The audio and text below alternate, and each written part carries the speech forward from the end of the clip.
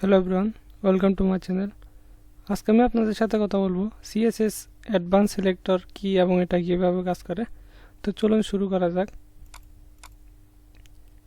তো সিএসএস আমাদের ক্লাস এবং আইডি ছাড়া আরও অনেক রকম সিলেক্টর আছে। ওকে, তো আজকের এই ভিডিওতে আমি এগুলো নিয়ে আলোচনা করব। তো সিএসএস সিলেক্টর ক্যাটাগরি, এখানে আমরা 4 ক্যাটাগরিতে সিএসএস সিলেক্টর ক্যাটাগরিকে ভাগ করা হয়েছে। এখানে simple selector, combinator selector, attribute selector, pseudo classes আর সুডো এলিমেন্টস। ওকে, তো আজকের ভিডিওতে আমি সিম্পল সিলেক্টর এবং কম্বিনেটর সিলেক্টর নিয়ে আলোচনা করব, আর পরের টিউটোরিয়ালে আমি অ্যাট্রিবিউট সিলেক্টর এবং সুডো ক্লাস এবং সুডো এলিমেন্টস যে সিলেক্টর নিয়ে আলোচনা করব। তো সিএসএস সিম্পল সিলেক্টর আমাদের কাছে 4 রকমের সিলেক্টর আছে, যেমন type selector, class selector, ID selector, universal selector. Okay, তো আমরা যারা সিএসএস বিগিনার একটু হলো জানি, আমরা সবাই টাইপ সিলেক্টর, ক্লাস সিলেক্টর এবং আইডি সিলেক্টর সম্পর্কে জানি।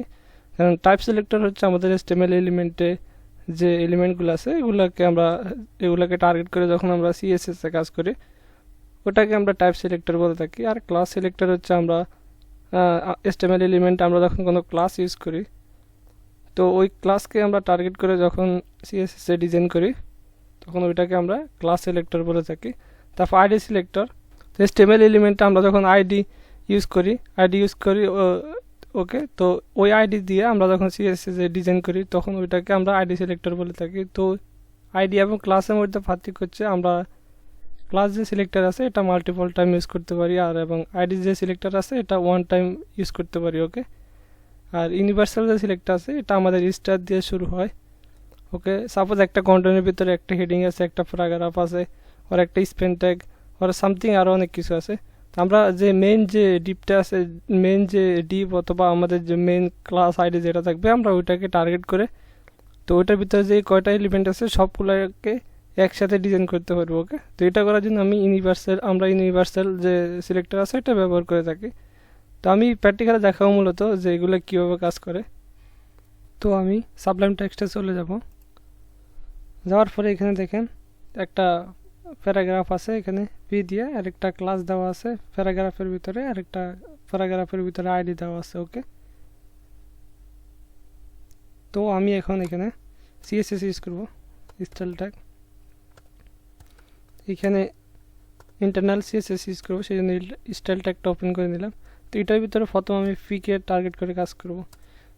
এখন দেখেন এইখানে হচ্ছে পি, আমি যদি এখানে HTML এর যে কোনো এলিমেন্ট ইউজ করি, suppose H1, span tag, H2, H3, H4 আর হোয়াট এভার HTML আমরা যে কোনো ট্যাগ ইউজ করি এখানে, তো ওই ট্যাগকে টার্গেট করে এখানে দেখেন এখানে যখন দিই আমরা যখন সিএসএস ইউজ করব ওইটাকে আমরা টাইপ সিলেক্টর বলে থাকি। ওকে, তো এখন সাপোজ আমি আপনাদেরকে দেখাচ্ছি এক্সাম্পল, আপনারা যে কোনো কিছু ইউজ করবেন, আমি জাস্ট আপনাদেরকে দেখানোর জন্য দেখেন কালার দিলাম রেড। ওকে,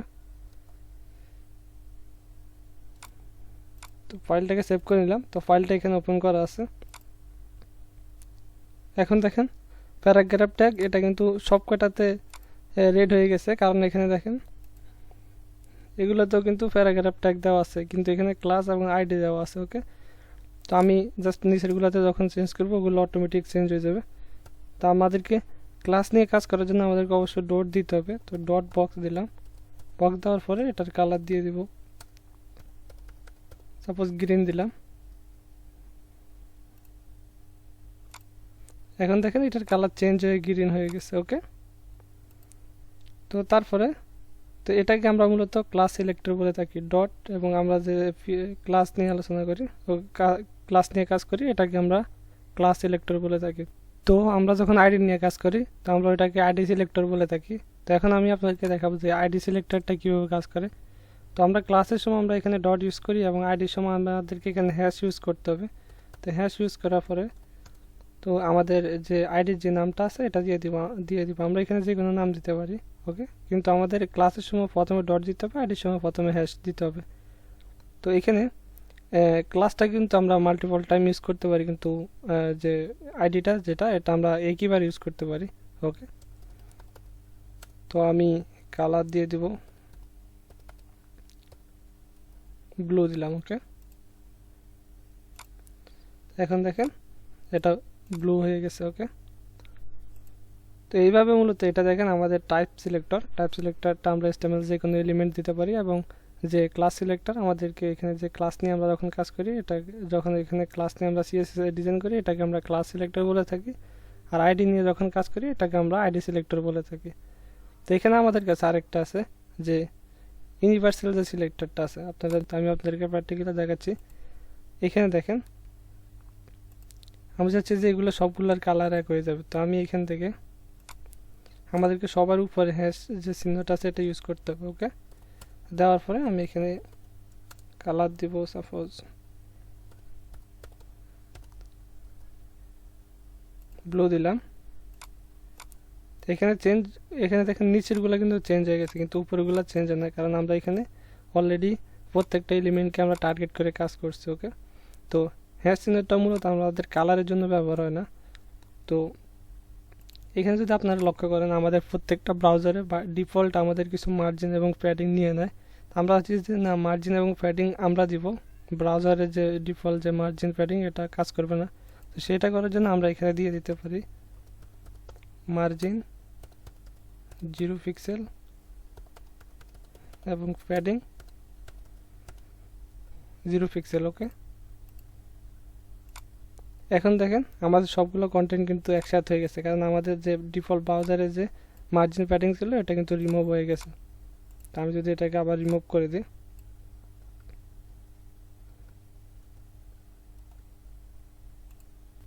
তো এখন দেখেন যে ব্রাউজারের যে ডিফল্ট মার্জিন প্যাডিং এটা অ্যাড হয়ে গেছে। ওকে, আমরা মূলত এইখানে যে স্টার যে ইউনিভার্সাল যে সিলেক্টরটা আছে এখানে আমরা মার্জিন ইউজ করতে পারি, প্যাডিং ইউজ করতে পারি, অথবা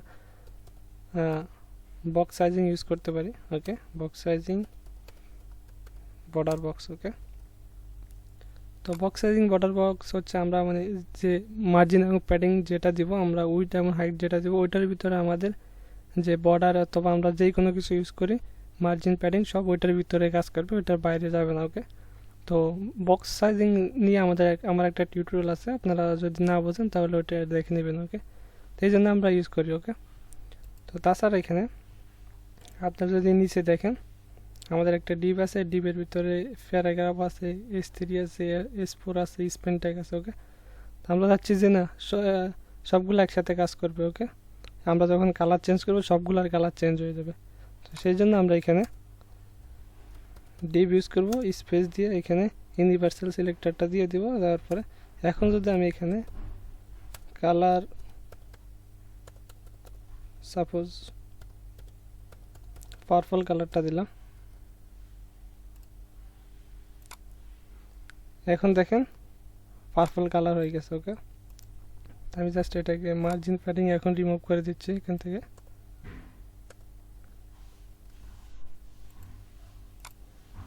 এখন দেখেন এটার ভিতরে একটা প্যারাগ্রাফ ছিল H1, তারপরে S4, একটা স্পেন, সবগুলো কিন্তু একই কালার হয়ে গেছে। ওকে, আপনারা দেখেন আমি এখানে টমেটো কালারটা দিলাম, এখন দেখেন টমেটো কালার হয়ে গেছে সবটিতে। তো আমরা এটা হচ্ছে আমাদের মেইন ডিপ। এই ডিপের ভিতরে যতগুলা কন্টেন্ট আছে হতে পারে, যে কোনো এলিমেন্ট হতে পারে, সবগুলাকে একসাথে ডিজাইন করার জন্য আমরা মূলত যে ডিপের সাথে আমরা এখানে দেখেন ইউনিভার্সাল যে সিলেক্টরটা আছে এটা ইউজ করতে পারি। ওকে, তো এইভাবে মূলত সিম্পল সিলেক্টরটা কাজ করে। ওকে, তো এখন আমি আপনাদের সাথে কথা বলবো কম্বিনেটর সিলেক্টরটা কীভাবে কাজ করে। ওকে, তো এখানে দেখেন CSS কম্বিনেটর সিলেক্টর। তো কম্বিনেটর সিলেক্টরের মধ্যে আমাদের আলাদা আলাদা কিছু সিলেক্টর আছে, যেমন descendant selector, child selector, adjacent sibling selector এবং জেনারেল সিবিলিং সিলেক্টর। ওকে, তো আমরা এখন এগুলো দেখবো যে কীভাবে কাজ করে। তো প্রথমে আমরা ডিসেন্ডেন্ট সিলেক্টর নিয়ে আলোচনা করবো, এটা মূলত আমাদের স্পেস। এখন দেখেন একটা ডিপ বক্সের ভিতরে আমি একটা প্যারাগ্রাফ দিব। ওকে, এখানে দেখেন ক্লাস অ্যাড করা আছে, তার বাইরে আমি প্যারাগ্রাফ দিব। ওকে, আমি চাচ্ছি যে না ডিপ বক্সের ভিতরে যে প্যারাগ্রাফটা আছে শুধু ওইটার কালারটা চেঞ্জ হবে।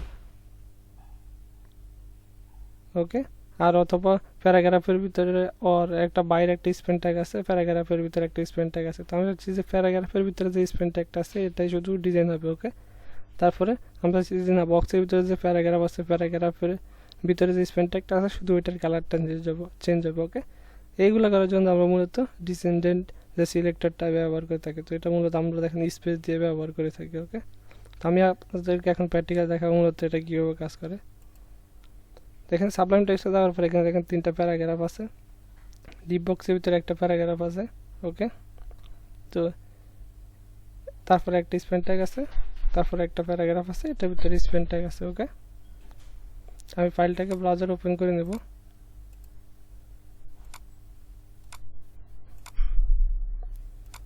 তো এখানে ব্রাউজার ওপেন করে নিলাম।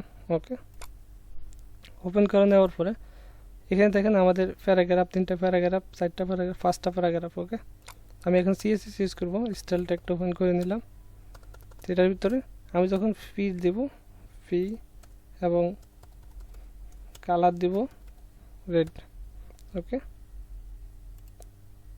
তো রিপ্লেস করার পর দেখেন আমাদের স্পেন ট্যাগটা ছাড়া সবগুলো ট্যাগ কিন্তু কালার চেঞ্জ হয়ে গেছে। কিন্তু আমি চাচ্ছি যে না আমাদের এখানে ডিবের ভিতরে যে প্যারাগ্রাফ যে ট্যাগটা আছে, প্যারাগ্রাফ যে ট্যাগগুলো আছে শুধু ডিবের ভিতরে এগুলো চেঞ্জ হবে। ওকে, তো সেই জন্য আমরা এখানে ডিপটা সিলেক্ট করে দেব, আমাদের মেন যে ডিপ বক্সটাকে সিলেক্ট করে দিলাম, এরপরে ফি দিলাম। ওকে, তো ডিপ বক্সের ভিতরে যে প্যারাগ্রাফ আছে শুধু ওইটার কালারটা চেঞ্জ হবে। এখন যদি লক্ষ্য করেন যে ডিপ বক্সের ভিতরে আমার 2টা প্যারাগ্রাফ আছে, 2টা প্যারাগ্রাফের কালার চেঞ্জ হচ্ছে, কিন্তু বাইরে আমাদের প্যারাগ্রাফগুলোর কালার চেঞ্জ হয় না। আপনারা এখানে দেখেন এগুলোর কালার চেঞ্জ হয় না। ওকে, তো ডিসেন্ডেন্ট সিলেক্টরটা এইভাবে কাজ করে। তারপরে আমরা দেখতে পাই এখানে দেখেন আমাদের যে এটা প্যারাগ্রাফ, এই প্যারাগ্রাফের ভিতরে কিছু নাই। ওকে, তো এখানে দেখেন একটা বাইরে একটা স্পেন ট্যাগ আছে এখানে, আর এখানে প্যারাগ্রাফের ভিতরে একটা স্পেন ট্যাগ আছে। ওকে, তো নর্মালি আমি যখন এখানে স্পেন ট্যাগটাকে সিলেক্ট করে এটার কালারটা দিয়ে দিব গ্রিন। ওকে, এখন দেখেন আমাদের আমি কালারটা চেঞ্জ করে ব্লু দিই।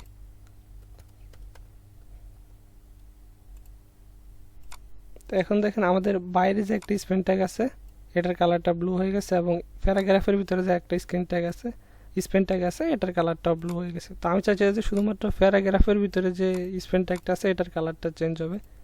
তো সেই জন্য আমাদেরকে এখানে ফি দিতে হবে। তো এখানে প্যারাগ্রাফ দিলাম, স্পেস তারপর স্পেন দিলাম, তার মানে প্যারাগ্রাফের ভিতরে যে স্পেন ট্যাগটা আছে শুধু এটার কালারটা চেঞ্জ হবে। ওকে,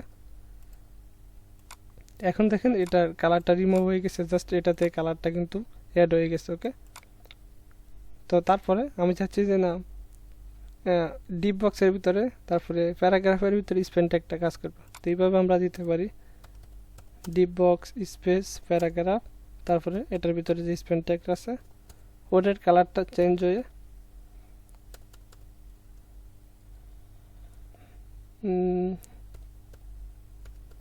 পার্পল, সরি এখানে কালার দিতে হবে, কালার পার্পল হয়ে যাবে। ওকে, এখন দেখেন এই কালারটা পার্পল হয়ে গেছে। ওকে, আর বাকি এটা কিন্তু এইভাবে রয়ে গেছে। তো এটা পার্পল কালারটা দেখা যায় না সুন্দর করে, তো আমি ইয়েলো দিলাম, এখন দেখেন ইয়েলো হয়ে গেছে। ওকে, তো এইভাবে মূলত আমাদের ডিসেন্ডেন্ট যে সিলেক্টরটা আছে এটা কাজ করে। তো এখন আমি আপনাদের সাথে কথা বলবো যে চাইল্ড সিলেক্টরটা কি এবং এটা কীভাবে কাজ করে। তো আমি সাবলাইম টেক্সটে যাওয়ার পর এখানে দেখেন আমাদের একটা ফাইল আছে child selector dot HTML file. এখানে বাইরে কিছু ইউএল ট্যাগ আছে, সরি এলআই ট্যাগ আছে, আর ইউএল এর ভিতরে আমাদের 3টা এলআই ট্যাগ আছে। ওকে, এখানে দেখেন 2টা বাইরে প্যারাগ্রাফ ট্যাগ আছে 3টা, আর ডিপ বক্সের ভিতরে আমাদের 2টা প্যারাগ্রাফ ট্যাগ আছে। তো এখন আমি যদি এখানে এলআই ট্যাগটাকে টার্গেট করি এবং কালারটাকে রেড দিই। ওকে, তো ফাইলটা এখানে সেভ করা আছে, ওপেন করা আছে। এখন দেখেন আমাদের চাইল্ড যে এলআইগুলো আছে এগুলোকেও কিন্তু কালার চেঞ্জ হয়ে গেছে এবং নর্মাল যে এলআই আছে এগুলার কালারটাও চেঞ্জ হয়ে গেছে। এখন আমি চাচ্ছি যে না আমাদের শুধুমাত্র এই এলআইগুলো চেঞ্জ হবে, ওকে, এগুলো শুধু কালার চেঞ্জ হবে, এগুলো হবে না। তো সেটা করার জন্য আমরা এখানে দিয়ে দেব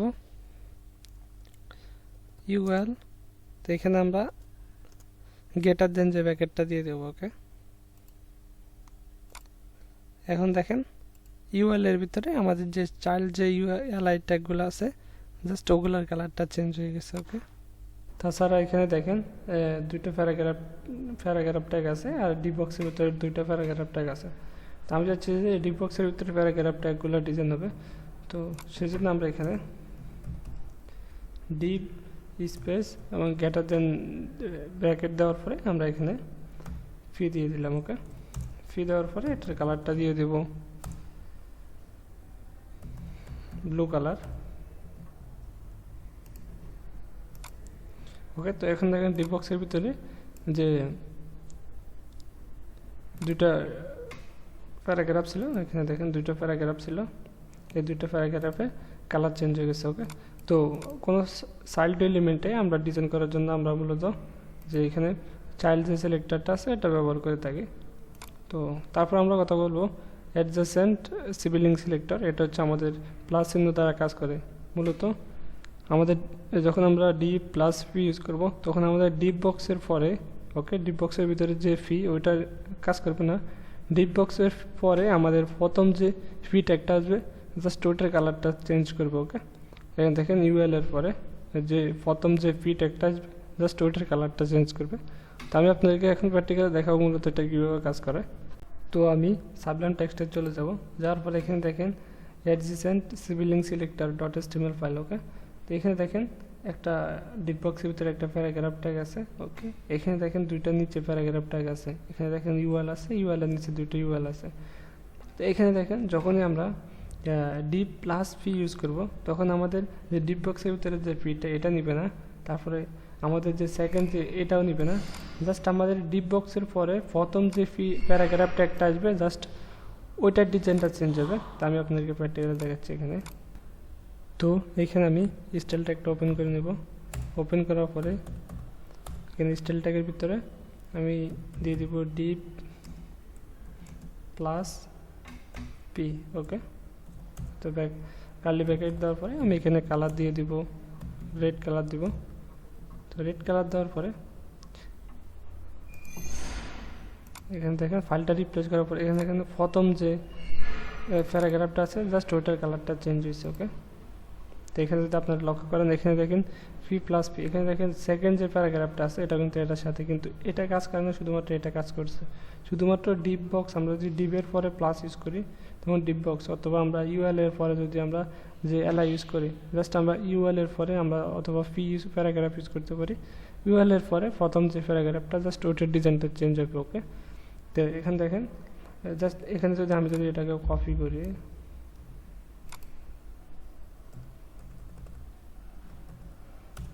এখানে যদি আরেকটা প্যারাগ্রাফটাকে দিয়ে দিই তারপরে এটা কিন্তু জাস্ট ওই একটাই থাকবে, ওকে। জাস্ট ওই প্রথম যে এটা চেঞ্জ হবে, ওকে, এটার কালারটাই চেঞ্জ হবে।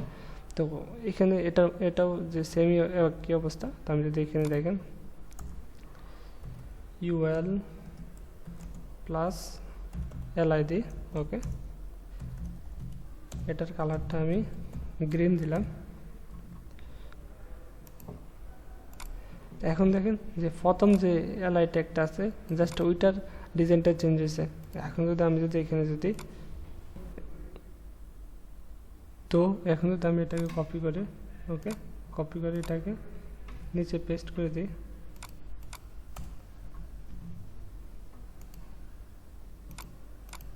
ওকে। তো এখন দেখেন আমাদের শুধুমাত্র প্রথম যে প্যারাগ্রাফ এলআই ট্যাগটা আছে শুধু এটার কালারে চেঞ্জ হয়েছে, আর বাকিগুলো এখানে যেহেতুগুলো কালার এলআই ট্যাগ হোক ওগুলোর কালার চেঞ্জ হবে না। জাস্ট আমাদের ডিপ বক্সের পরে প্রথম যে এলআইটা হবে এটার কালারটা চেঞ্জ হবে, ওকে।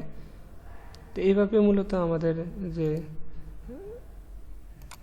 অ্যাডজেসেন্ট যে সিবলিং সিলেক্টরটা আছে এটা কাজ করে। তো এখন আমি আপনাদের সাথে কথা বলবো যে জেনারেল সিবলিং সিলেক্টরটা কীভাবে কাজ করে। তো এটা মূলত অ্যাডজেসেন্ট সিবলিং সিলেক্টরের মতো কাজ করে। মূলত আমাদের ডিপবক্সের পরে আমরা যতগুলো প্যারাগ্রাফ ট্যাগ ছিল ওখান থেকে একটা শুধু ডিজাইন হয়েছে, কিন্তু এখন ডিপবক্সের পরে যতগুলো প্যারাগ্রাফ ট্যাগ থাকবে সবগুলোর কালার চেঞ্জ হয়ে যাবে। ওকে, কালার চেঞ্জ হবে, অথবা আমরা যেটা ইউজ করতে পারি, জাস্ট আমি আপনাদেরকে দেখানোর জন্য কালার প্রপার্টিটাকে ইউজ করতেছি। ওকে, তো তারপরে এখন আমি আপনাকে প্র্যাকটিক্যালি দেখাবো যে মূলত জেনারেল সিভিলিং সিলেক্টরটা কীভাবে কাজ করে। ওকে, তো আমি সাবলাইম টেক্সটে চলে যাব, যার পরে এখানে একটা ফাইল সেভ করেছে জেনারেল সিভিলিং সিলেক্টর .html ফাইল। তো এখানে দেখেন দুটো প্যারাগ্রাফ, ডিপবক্সের ভিতরে একটা প্যারাগ্রাফ, নিচে 3টা প্যারাগ্রাফ আছে। ওকে, তো আগে আমরা যখন ডিপবক্স এবং +p ইউজ করতাম তখন আমাদের প্রথম যে কালারটা ছিল ওটা ডিজাইন হতো। ওকে, প্রথম যে প্যারাগ্রাফটা ছিল ওটার কালারটা চেঞ্জ হতো, কিন্তু এখন যখন আমরা ডিপ আর যে আমাদের যে টাইটেল যে মার্ক যেটা আছে, যে টাইটেল যে চিহ্নটা আছে এটা ইউজ করি, তখন আমাদের এখানে তিনটা কিন্তু প্যারাগ্রাফ চেঞ্জ হয়ে যাবে। ওকে, তো আমি প্র্যাকটিক্যাল দেখাচ্ছি। এখানে স্টাইলটা একটা ওপেন করে নেব। ওপেন করার পরে এখানে আমি দিয়ে দেবো ডিপ স্পেস। তো এখানে আমাদের আপনারা শিফটের উপরে ট্যাবের উপরে দেখবেন একটা চিহ্ন আছে, টাইটেল চিহ্ন এরকম। তো শিফট এবং যে উপরে যে এরকম চিহ্ন একটা দেওয়া আছে কিবোর্ডে, আপনারা দেখবেন ওই শিফট প্রেস করে তারপর ওখানে প্রেস করলে টাইটেল চিহ্নটা চলে আসবে। তো এখানে আমি ফি দিয়ে দিলাম, দেওয়ার পরে আমি এখন এটা কালারটা দিয়ে দেব গ্রিন। ওকে, তো এখন দেখেন এটার কালারটা কিন্তু গ্রিন হয়ে গেছে। ওকে, এখানে যদি আপনারা লক্ষ্য করেন এখানে কালারটা গ্রিন হয়ে গেছে। এখানে দেখেন 3টা প্যারাগ্রাফ আছে, 3টা প্যারাগ্রাফের কালার গ্রিন হয়ে গেছে। তো আমি যদি এখানে আরেকটা অ্যাড করি, সাপোজ আরও একটা অ্যাড করে দিলাম। ওকে, আর এটার কালারটা রেড দিয়ে দিলাম। ওকে, দেখেন লাস্টে আমি একটা অ্যাড করছি, এটার কালারও রেড হয়ে গেছে। ওকে, তো এখানে আমরা যেহেতুগুলো অ্যাড করব আমাদের ডিপবক্সের নিচে যতগুলো প্যারাগ্রাফ অ্যাড করব সবগুলো প্যারাগ্রাফের ডিজাইন চেঞ্জ হয়ে যাবে। ওকে, তো আমি এখানে সাপোজ আপনারা চাইলে অন্য কিছু ইউজ করতে পারেন, আমি এখানে ফন্ট সাইজও দিতে পারি, সাপোজ 30 পিক্সেল দিলাম। এখন দেখেন 30 পিক্সেল ফন্ট সাইজ হয়ে গেছে। এখানে আপনারা CSS এর সব রকমের প্রপার্টি ইউজ করতে পারবেন। এখানে যে কোডগুলো করলাম আমি কোডগুলোর লিঙ্ক ভিডিও ডিসক্রিপশন বক্সে দিয়ে দেবো, আপনারা গিটহাব থেকে ডাউনলোড করে নেবেন। তো এইভাবে মূলত আপনারা যে অ্যাডভান্স যে সিলেক্টর আছে, সিম্পল যে সিলেক্টর অথবা কম্বিনেটর সিলেক্টর আর নিয়ে কাজ করতে পারবেন। ওকে, তো তারপরে আমি নেক্সট ভিডিওতে আলোচনা করবো যে অ্যাট্রিবিউট সিলেক্টর, তারপরে আমি আলোচনা করবো সুডো ক্লাসে সুডো এলিমেন্টস। ওকে, তো আজকের ভিডিওটাই পর্যন্ত। যদি আমার ভিডিওটা ভালো লাগে অবশ্যই লাইক দেবেন, কমেন্ট করবেন এবং আমার চ্যানেলটাকে সাবস্ক্রাইব করে রাখবেন।